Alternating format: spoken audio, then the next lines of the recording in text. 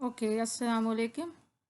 Uh, in this lecture, we are going to discuss about the microbial metabolism, how microbes they are going to use different fuel molecules for the energy production, like ATP, and we will going to discuss the very primary and the crucial metabolic pathways. In this lecture, we will understand what is anabolic reactions, what are catabolic reactions. It's important if I use a laser pointer, anabolic reactions and catabolic reactions. So we will discuss about what is anabolism and what is catabolism. So we'll also going to identify different components of an enzyme and describe the mechanism of enzymatic reaction, because we know that enzymes are the biocatalysts, and each metabolic pathway is dependent on a specific enzyme to catalyze that particular reactions. So then we will discuss about the factors that influence enzymatic activity, because enzyme is also very specific to its environment. A particular enzyme cannot function in a broad range of environment. So there is a very optimum temperature, optimum pH we will discuss. Then we will discuss what we meant by oxidation reduction reaction, which are collectively known as redox reactions. Then we'll describe the chemical reactions of glycolysis. What is glycolysis and what are the major reactions in the glycolysis? The Krebs cycle. What is the chemoosmotic theory? What is chemoosmotic model for the ATP synthesis? And that will discuss about different fermentation products, and then nutritional patterns, which we know, uh, the characterization of animal of microorganisms depending upon the carbon and energy source. So, what is catabolic and anabolic reactions? We know what is metabolism. Let's start what is metabolism. Actually, the metabolism, it is the sum of all the chemical reactions in an organism. All the chemical reactions that are taking place in a living system, this is known as metabolism. So we can categorize metabolism into two subclasses. One is catabolism, which means something is breaking down, something is oxidizing. So this is a catabolism. So catabolism provides energy and building blocks for anabolism. This is a one definition. In the catabolism, we also know that this is always uh, exergonic reactions. This means when something is going to break down, it will release energy. Second thing, catabolic reactions are always oxidizing reactions. Oxidations will take place in the catabolic reactions, and the molecules will become more simpler ones. So these are catabolic reactions. For example, if we talk about the glucose catabolism, so glucose will catabolize into carbon dioxide and the water. So what is anabolism or anabolic reactions? In these reactions, they use energy and building blocks to build larger molecules. So they are synthetic reactions, number one. So anabolic reactions, they are endergonic, they require energy to synthesize something. Number three, anabolic reactions are always reductive. So many types of reductions takes place in the anabolic pathways, anabolic reactions. So these are the role of ATP in the coupling reactions. So as we know that all the catabolic reactions, so these reactions will give us ATP, adenosine triphosphate, that we will use in many different types of functions or works, to study, to walk, to talk, and all of these type of functions. So, a metabolic pathway is a sequence of enzymatically catalyzed chemical reaction. As we know that, so metabolic pathways are determined by enzymes which are encoded by genes, of course. So when the metabolic pathway, like glycolysis, there is a one react. It is a collection of different reactions. Collection of different reactions. So that is known as metabolic pathway, because in the, if I talk about glycolysis, so glycolysis contains 10 reactions, and altogether we'll call glycolysis is a metabolic pathway, is a collectively known as metabolic pathway, because all of these chain reactions are linked with each other. The substrate of the product of one reaction is a substrate for the next reaction, so on. So what happened, what is shown here, here we can see there is a ATP molecule. So ATP molecule is used by the anabolic reactions, which is the synthetic reactions. So these are the endergonic reactions, that mean they require energy in the form of ATP, and many other sources of energy also we will see in the anabolic reactions. So so ATP will, a small amount of heat is also released, so that energy is used to synthesize a complex molecules such as starch, proteins, lipid, and nucleic acid also. So then these molecules like proteins, starch, lipids, and glycogen, and so when these molecules they break down in the catabolic reaction, so they, because they are larger molecules, so different bonds will break, so energy will release. So that energy will use to couple ADP and inorganic phosphate to generate ATP, and then so on. So here is a ATP, which is a central playing a central role in the energy transfer process.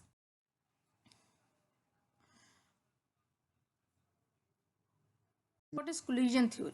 Collision theory states that chemical reactions can occur when atoms, ions, and molecule collide. Of course, when we are thinking about chemical reaction to proceed. So this means the reactants or reacting molecules, that can be ions, that can be atoms. So they have to interact with each other to produce a product. So they collide with each other.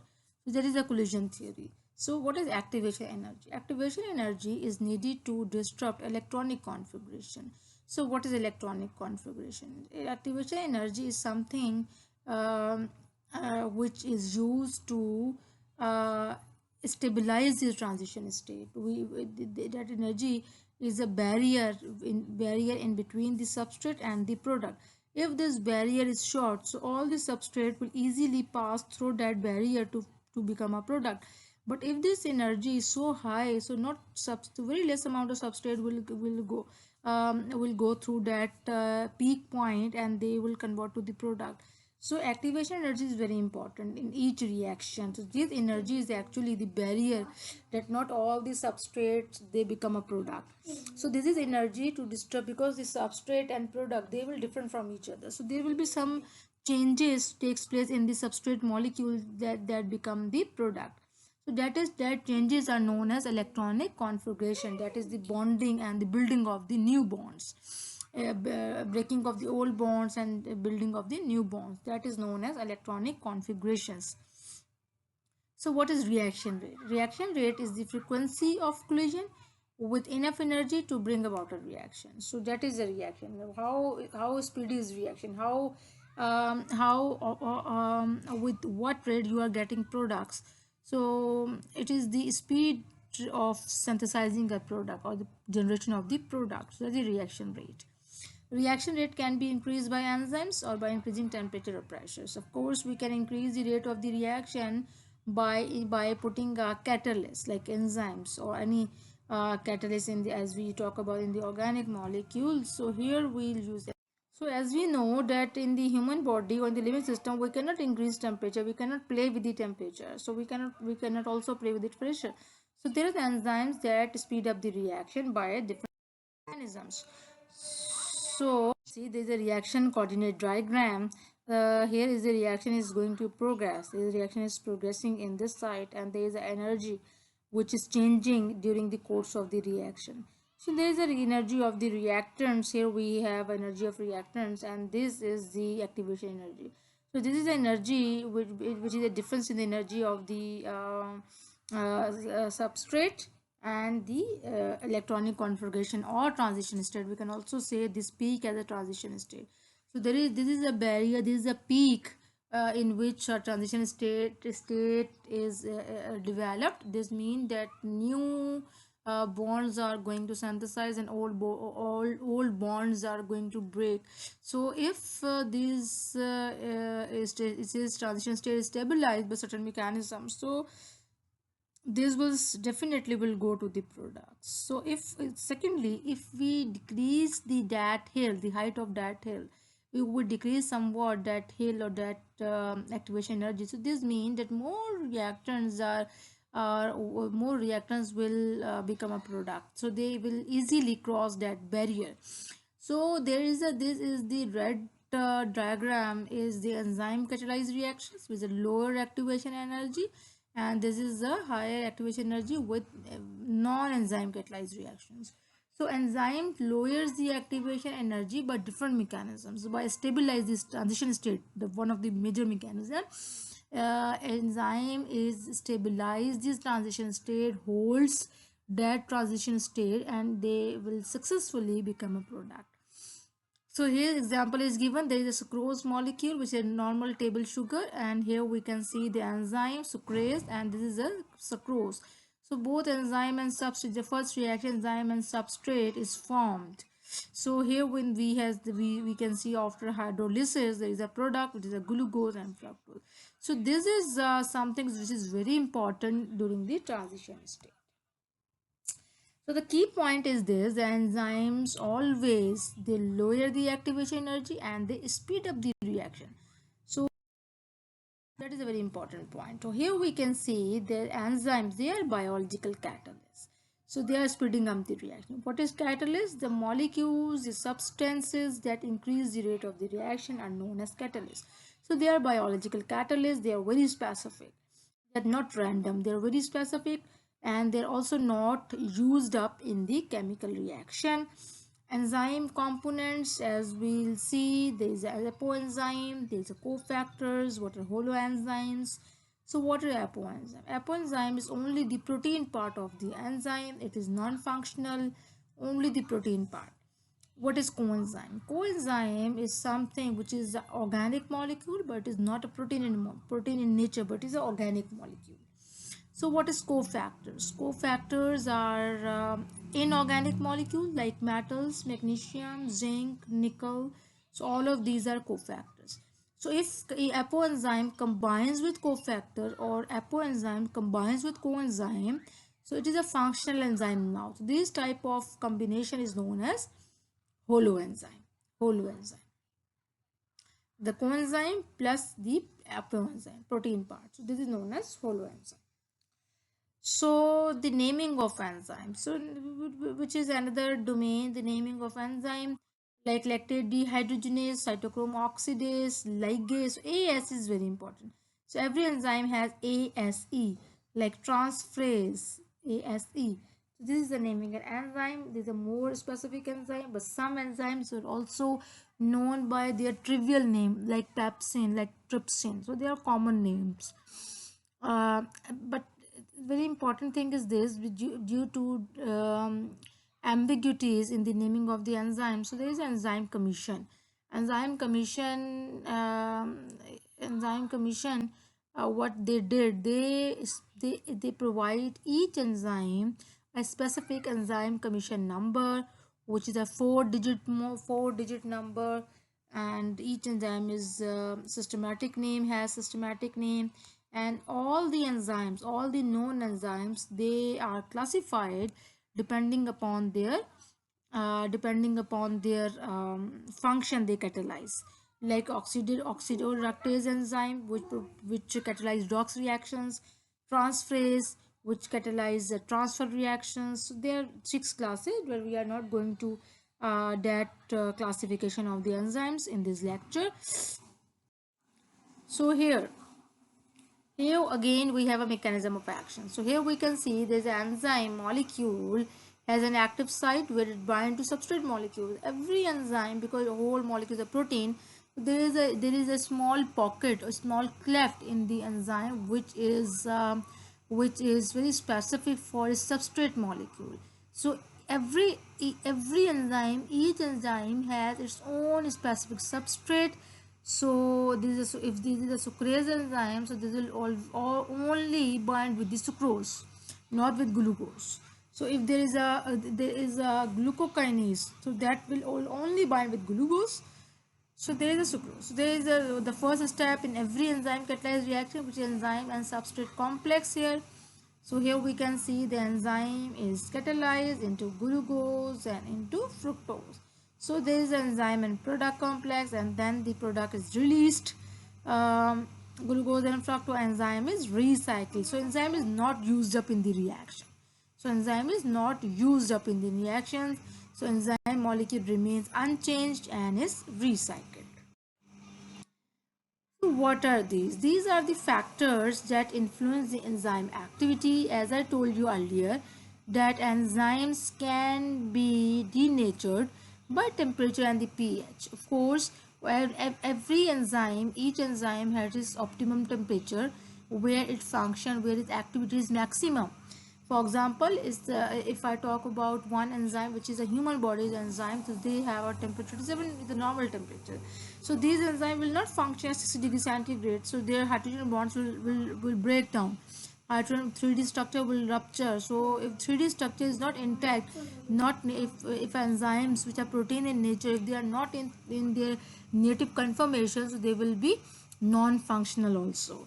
So if I talk about the pH, so every enzyme has an optimum pH, and we also know that enzymes are protein in nature, and these proteins, they have a different ionic bonds, ionic interactions, electrostatic interactions, and these ionic bonds, ionic interactions are very much dependent upon the pH. So if some enzyme is very active at pH 7.3, so that enzyme will not active at pH 3 or pH 12 because of loss of that ionic interaction. So we'll always observe a bell-shaped curve when we plot the temperatures and the enzymatic activity. So we always get a bell-shaped curve like in the pH, and here we can see there is a temperature. So this is the mid of that graph is known as optimum pH or optimum. This is the optimum temperature, and here we can see the optimum pH, because we can see that here we can find the maximum activity of the enzyme, which is 7 pH 7. So here we can see there is a optimum pH. So there is another one important factor that influences enzyme activity is the substrate concentration. So as we are increasing the substrate concentration, so enzyme activity is going to increase. But here we can see there is a flat region. Flat region. This point is known as saturated enzyme. This point refer to the saturation of the enzyme, because if I have increasing the enzyme, we are increasing the substrate in the constant amount of the enzyme. If I have test tubes, so here I have test tube in 1 mg enzyme, then again I have 1 mg, 1 mg, but I am increasing the substrate concentration. Here I am increasing the 1 mg, 2 mg substrate, and all of these test tubes, they contain a same amount of enzyme but increasing concentration of substrate. So what happened, there is a point arrived where the enzyme, if increasing with where we increase the enzyme, so where we increasing the substrate, there will be no more increase in the activity we will observe. So this type of curve is known as hyperbolic curve. This type of curve is known as hyperbolic curve. So this is a very specific curve for the substrate effect of substrate concentration on the enzyme. This is something which is very interesting in the enzymology. It is inhibitors. So here I am discussing a brief about the competitive inhibitor and the non-competitive inhibitor. So what is competitive inhibitor? Competitive inhibitors are those inhibitors that bind specifically to the active site. This is a normal substrate enzyme and the substrate, so they are linking with each other and they are forming enzyme and substrate. But here we can see there is analog. So competitive inhibitors are always analogs. They resemble to the normal substrate molecules, and they'll bind at the same site to the enzyme. You can see there is an analog of the normal substrate. So This competitive inhibitor binds to the specific active site, so the normal substrate it cannot bind to the active site. So this enzyme is inhibited now by the competitive inhibitor. So sometimes these inhibitors they because they are analog, so they can be suicide inhibitors. There are different classes of competitive inhibitor also. So they can be a reversible inhibitor or they can be an irreversible inhibitor. So what about non-competitive inhibitor?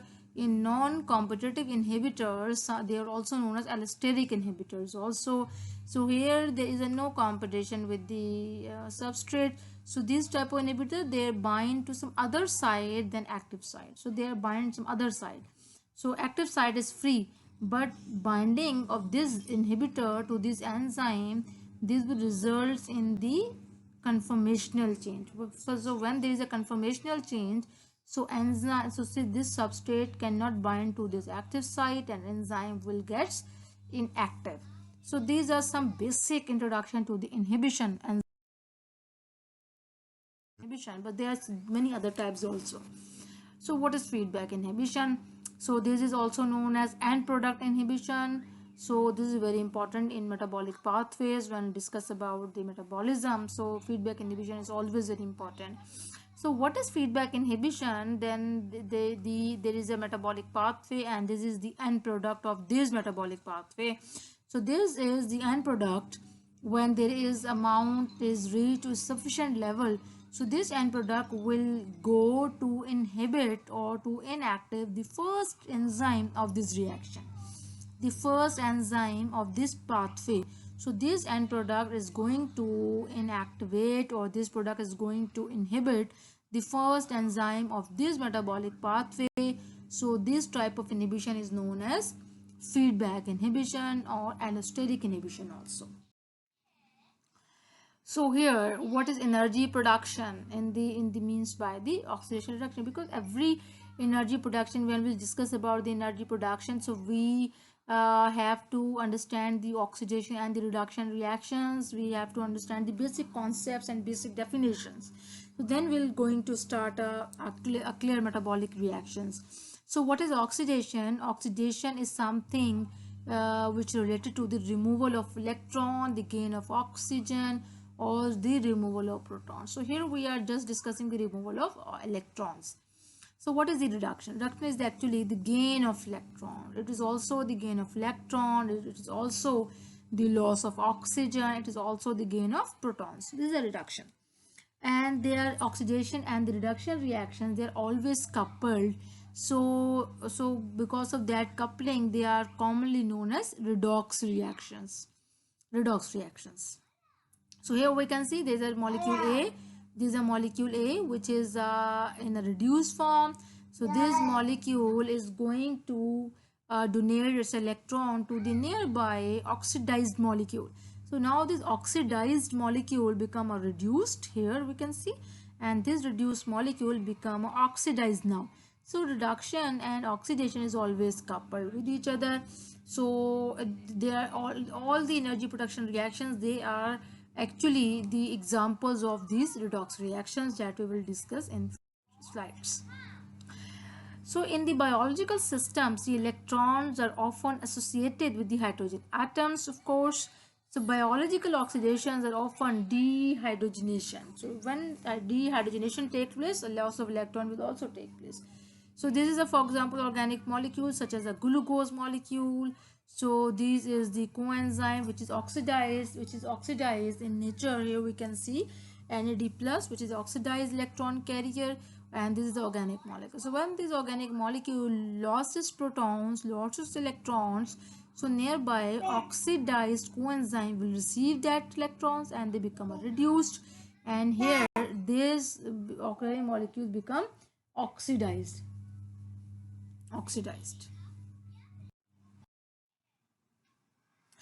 So generation of ATP, here we can see this is the structure of adenosine triphosphate. This moiety is known as adenosine and this is a triphosphate. And each of these bond is a very high energy bond. Here we can see. So this is adenosine triphosphate. As I told you, adenosine triphosphate, when it's break down and it's liberated organic phosphate, which is also used as the energy. and this organic phosphate is also very important in the different phosphorylation which are taking place in the cell. Like glucose is also gets phosphorylated in the first reaction into its oxidation, so that is also provided by this ATP molecule. And then this ADP is going to combine with the another phosphate by the energy, and they synthesize the ATP. So the ATP we can synthesize by two processes. Here we can see the first is substrate level phosphorylation. In the substrate level phosphorylation, transfer of a high energy phosphate to ADP, and this phosphate is donated by the some substrate. I'll show you in some metabolic pathway that we'll discuss in a few minutes. So that is a phosphate which is provided by the substrate. So that type of phosphorylation or the ATP synthesis is known as substrate level phosphorylation. The second is oxidative phosphorylation, in which we have a transfer of electrons from one compound to another is used to generate ATP by chemoosmosis. So this oxidative phosphorylation is actually the generation of ATP molecule by the set of oxidations and reductions and the set of electron transport chain, and by the ATP synthase by the process of chemiosmosis.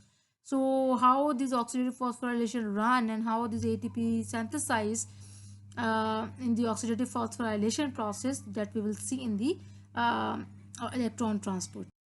Further things to understand, as I told you, that metacatabolism is can be an anaerobic respiration, can be anaerobic respiration, or that can be a fermentation. So the three steps of aerobic respiration that we're going to discuss right now is, the first one is glycolysis, in which the oxidation of glucose takes place into the pyruvate. So glucose is a 6-carbon molecule. Here we can see these are two different aspects of the glucose structure. So glucose is a 6-carbon molecule, and it will convert to 2 molecules of pyruvate in the process of glycolysis. So in the Krebs cycle, the oxidation of acetyl-CoA to the carbon dioxide takes place. This is the continuation of this glycolysis. Then in the number 3, which is a continuation of the Krebs cycle, is the oxidative phosphorylation. That we will discuss how the reducing powers of the glycolysis and the Krebs cycle is used to generate ATP in the oxidative phosphorylation process. So now let's talk about the glycolysis. So glycolysis is a multi-step breakdown of glucose into the pyruvate, and that multi-step process includes the 10 steps, and it generates a small amount of ATP, that is almost 2 ATP, which is a net production of ATP, 2 ATP, and a small amount of reducing power, which is a 2 NADH per glycolytic pathway. Dear students, so here we are just focusing till glycolysis. So in the next lecture we will discuss about the Krebs cycle and then oxidative phosphorylation. So we'll go for another lecture. You can also watch my second lecture on the Krebs cycle and oxidative phosphorylation on another video. If you want to ask anything or anything is not clear to you, you can ask me in the comment section, or you can directly ask me by email that I will give you in the description section. So till now, for till today, okay, goodbye.